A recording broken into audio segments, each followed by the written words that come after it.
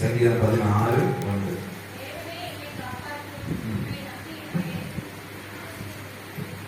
தேவனே என்னை காப்பாற்றும், உம்மை நம்பி இருக்கிறது. சங்கீதம் 9வது அதிகாரம் 10வது வசனத்துல வாசிக்கலாமா? சங்கீதம் 9:10.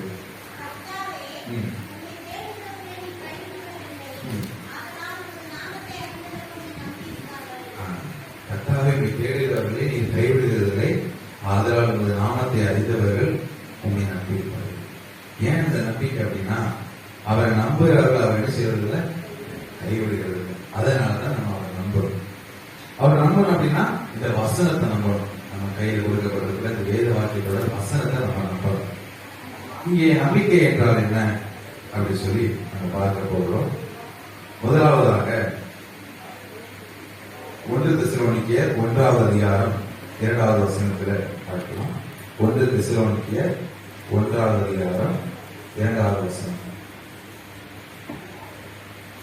இதை பார்க்கும் பொழுது, தேவனுக்கு பிரியமான சகோதரர்களே, உங்கள் விசுவாசத்தின் கிரியையும் உங்கள் அன்பின் பிரயாசத்தையும் நம்முடைய கர்த்தராகிய இயேசு கிறிஸ்துவின் மேலுள்ள உங்கள் நம்பிக்கையின் பொறுமையையும் நம்முடைய பிதாவாகிய தேவனுக்கு முன்பாக நாங்கள் இடைவிடாமல் நினைவு கொடுத்து. அப்ப அவரை விசுவாசிக்கிறேன் அப்படி சொல்லாம நம்ம என்ன செய்யணுமா, கிரியையில காண்பிக்கணும். ஆலயத்துக்கு வருவதா இருக்கட்டும், அந்த குடும்ப ஜெபமா இருக்கட்டும், ஒரு வேத வாசிப்பா இருக்கட்டும், தனி ஜெபமா இருக்கட்டும், அந்த கிரியை நம்ம காமிக்கணும். அவரை நான் விசுவாசிக்கிறேன் அப்படி சொல்வதோட மட்டும் இல்லாமல் அந்த கிரியை நம்ம காமிக்கிறதுக்கு பார்க்கணும். அடுத்ததாக இதை பார்க்கும்போது அன்பின் பிரயாசம், அந்த தொடர்ந்து நம்ம பிரயாசம் எடுத்துக்கொண்டே இருக்க வேண்டும். வாழ்க்கையில எந்த ஒரு முயற்சி எடுத்தாலும் தொடர்ந்து அந்த பிரயாசத்தை விடாம மறுபடியும் அந்த தொடர்ந்து பிரயாசம் எடுத்துக்கொண்டே இருக்க. இதுல முக்கியமான ஒரு காரியம் பார்க்கும் பொழுது நம்பிக்கையின் பொறுமை. அப்ப நம்பிக்கைன்னா என்ன, பொறுமையோட இருக்கிறது. அப்ப பொறுமையோட காத்திருக்க வேண்டும். அதான் வேதம் சொல்கிறது. ரோமர் 8வது அதிகாரம் 25வது வசனம். ரோமர் 8:25. நாம் காணாதை நம்பினமாகி அது வருகிறதுக்கு பொறுமையோட காத்திருக்க வேண்டும். வேதத்திலே ஒரு சம்பவத்தை பார்க்கணுமானால் 18வது அதிகாரம் 17 முதல் நாங்கள் வாசித்து பார்க்கும் பொழுது எசேக்கியா ராஜாவை குறித்து பார்க்கிறோம். அவருடைய அந்த கோட்டையை சுற்றிலும் என்ன பண்ணாங்க, அந்த ரப்சாக்கியோட அந்த சீரிய படை வந்து ஃபுல்லா சூழ்ந்துச்சு அப்படின்னா உள்ளே போக முடியாது, வெளியே வர முடியாது. யாருமே உள்ளே போக முடியாது, வெளியிருந்து உள்ளே போக முடியாது, உள்ள இருந்து வெளியே வர முடியாது. அந்த வியாபாரத்துக்கு எல்லாம் வெளியே போவாங்க, உள்ள வருவாங்க. அந்த ஏதோ ஒரு காரணம் அங்க வந்து எதுவுமே நடைபெறல. ஏன் அப்படின்னா இந்த படைகள் வந்து சூழ்ந்து இருக்கு இல்லையா, அந்த படத்தை அவங்க பெரிய சேனையோட வந்தாங்கன்னு சொல்லி அதுல பார்க்கும்போது தெரியும். ராஜாக்கள் 18-17 வாசி பார்த்தீங்கன்னா தெரியும். பெரிய சேனையோட வந்து அவங்க என்ன பண்றாங்க, சூழ்ந்து கொள்றாங்க அந்த படை, அந்த கோட்டையை முழுவதும் சுற்றிலும். இப்போ அந்த யாருமே உள்ள போகாம வெளியே வர முடியாம இருக்க சூழ்நிலை இருக்கனால உள்ள பாத்தீங்கன்னா பெரிய ஒரு அந்த ஒரு பஞ்ச நிகழ்வுகளை நம்ம பார்க்க முடியும். இந்த ஒரு காலகட்டத்துல இப்படி ஒரு சிச்சுவேஷன்ல என்ன பண்றாங்க, அந்த ரப்சாக்கி வந்து அந்த படைத்தலைவன் சீரியரா அந்த இதோட படைத்தலைவன் அவன் வந்து சொல்றான், இந்த மாதிரி நீ நம்பி இருக்கிற அந்த நம்பிக்கை என்ன, 19ஆம் வசனத்துல பார்க்கும்போது நீ நம்பி இருக்கிற அந்த நம்பிக்கை என்னன்னு சொல்லி பார்க்கிறோம். அதுக்கப்புறம் என்ன சொல்றாரு 22ஆம் வசனத்துல, தேவனாகிய கர்த்தரை நம்புகிறோம்னு சொல்றாரு, அதை நம்பாதீங்க அப்படின்னு சொல்லி அவர் சொல்றாரு.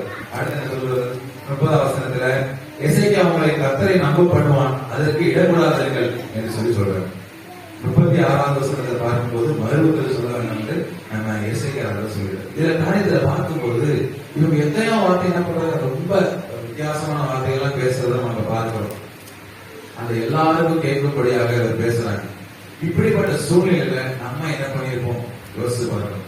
ஒருத்தங்க வந்து உங்களுக்கு விவரமா பேசுறாங்க, நம்ம வாயடைக்க சும்மா இருப்போம்னா கண்டிப்பா முடியாது. என்னால ஈவன் சொல்லுங்க, ஏன்னா என்னால என்ன பண்ண முடியாது, ஒருத்தர் திட்டும் போது அதை என்னால வந்து பேசாம இருக்க முடியாது. எல்லாரும் மனுஷன் இல்லையா.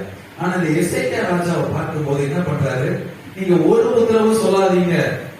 அவருடைய பொறுமையை பாருங்க, இன்னொரு பொறுமை, அழகான ஒரு பொறுமை. அவர் பேசவே இல்லை, பேசக்கூடாதுன்னு சொல்றாரு. என்னதான் திட்டினாலும் வச்சாலும் அவங்க என்ன பண்றாங்க, அங்க பொறுமையோடு இருக்கிறத நான் பார்க்கிறோம். ஏன் அப்படின்னா இதெல்லாம் சொன்ன போதும் அவர் கர்த்தர் மேல வைத்த நம்பிக்கை என்ன செய்யல, விடவே இல்லை, பொறுமையோட காத்திருந்தார். அதாவது விதத்துல யோபின் பொறுமையை குறித்து நம்ம பார்க்கிறோம். அவருக்கு உடம்பெல்லாம் அந்த புண்ணாயிடுச்சு, எல்லாம் கொப்பளமா வந்துருச்சு. அந்த டைம்ல கூட அவருக்கு உண்டான எல்லாத்தையும் இழந்து போறாரு, குழந்தை எல்லாம், அவருக்கு உண்டான எல்லா சொத்து எல்லாத்தையும் இழந்து போறாரு. அப்படிப்பட்ட நேரத்துல முடியுமா நமக்கு நம்பிக்கை முடியுமா? உள்ள எல்லா சொத்தும் எல்லா பொருளும் உங்களை விட்டு போயிடுச்சுன்னா நமக்கு நம்பிக்கை இருக்குமா? கண்டிப்பா இருக்காது, யாருக்குமே இருக்காது. அந்த நேரத்துல நம்புறாரு. அதான் யோபின் பொறுமை. அந்த நேரத்துல அவர் நம்பிக்கையா இருக்கிறார், பொறுமையா இருக்கிறார், கர்த்தருக்கு காத்து இருக்கிறார்.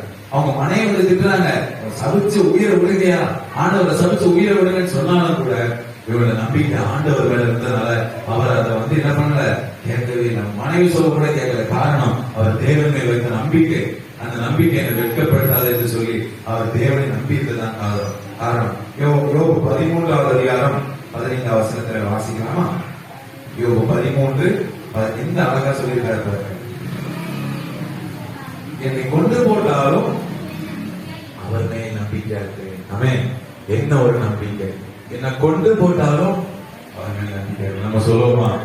என்னை கொண்டு போட்டாலும் நம்பிக்கை இருக்கு நம்ம சொல்லுவோமா? யோசித்து பார்க்கணும். நானும் யோசித்து பார்க்கிறேன். என்னைய சேர்த்து நான் சொல்றேன். நம்ம என்ன செய்யணும்? நம்ம வாழ்க்கையில நம்ம யோசித்து பார்க்கணும்.